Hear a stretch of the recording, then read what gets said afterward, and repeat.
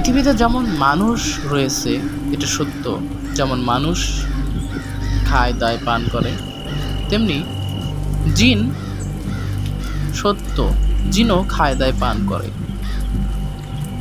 একদা একটি জিন অথবা কিছু জিন এসে আল্লাহ রাসূলকে বলল, হে আল্লাহ রাসূল, আপনার উম্মতেরা যেন হাড় হাড্ডি দিয়ে পেশাব পায়খানা না মোছে, কারণ এগুলো আমরা খাই।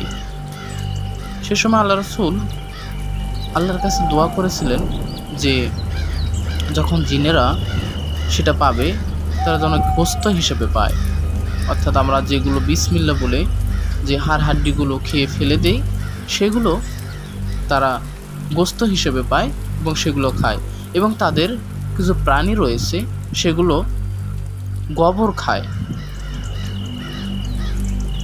এই হচ্ছে জিনের কিছু কথা।